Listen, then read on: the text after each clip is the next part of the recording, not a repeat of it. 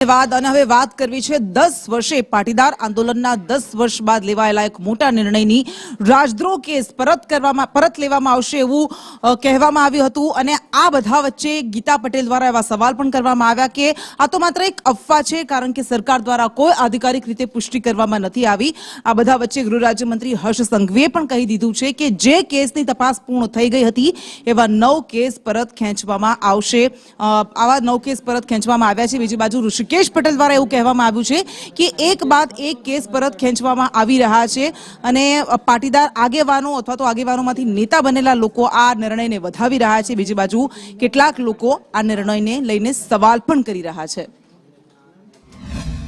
ગુજરાતના લોકપ્રિય મુખ્યમંત્રી આદરણીય શ્રી ભૂપેન્દ્રભાઈ પટેલજી દ્વારા ગુજરાતના યુવાનો જે પાટીદાર સમાજના આંદોલન વખતે જે ઘટનાઓ અમુક બની હતી અને એ ઘટનામાં જે કેસો ચાલુ હતા ને જેની તપાસ પૂર્ણ થઈ ગઈ છે, ચાર્જશીટ પૂર્ણ થઈ ગઈ છે, એવા 9 કેસ માનનીય મુખ્યમંત્રીશ્રીએ પાછા ખેંચવાનો નિર્ણય લીધો છે।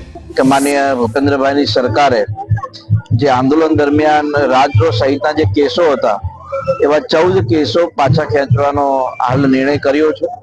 એટલે આજે પુનઃ એકવાર ધાંગધ્રા મારા માટે સુકન્યાળ સાબિત થયું છે અને એની અંદર એ કેસોમાં લગભગ કલોલ, મહેસાણા, સુરત અને અમદાવાદ એવા લગભગ 14 કેસો છે અને લગભગ 30 થી 35 યુવાનોને આ કેસ પાછા ખેંચવાના કારણે લાભ થશે અને આંદોલનના કારણે જે બિન અનામત આયોગ નિગમ બન્યો, 1000 કરોડ યુવા સ્વાવલંબન યોજના બની અને 10% આર્થિક ધોરણે અનામતનો પણ લાભ મળ્યો। એટલે હું માન્ય રાજ્ય સરકારનો અને કેન્દ્ર સરકારનો વિશેષ આભાર પણ વ્યક્ત કરું છું। સરકારે ખૂબ ગંભીર તપાસના અંતે 14 કેસ કે જેની અંદર હાર્દિકભાઈ અને જે રાજદ્રોહના કેસ હતા એ પણ પડતા મૂક્યા છે। હવે કેવળ 5 કે 4 કેસ એટલા જ બાકી રહે છે। બાકીના પાટીદાર આંદોલન સમયે જેટલા કેસ થયા હતા એ બધા ક્રમશઃ તપાસ કર્યા પછી અને એની ગ્રેવિટી જોયા પછી એક કેસ પરત લેવાનો રાજ્ય સરકારે નિર્ણય કર્યો। સબ જ્યુડિસ મેટરની અંદર BNS 360 મુજબ એ કેસ પરત ખેંચ્યા છે અને એ હવે બાકીની કાર્યવાહી કોર્ટે જોઈ। પાટીદાર અનામત આંદોલન સમયના જે કેસો હતા એ કેસો પરત ખેંચવાની વાત એ હાર્દિક પટેલ અને દિનેશ બામણીયાએ કરી છે।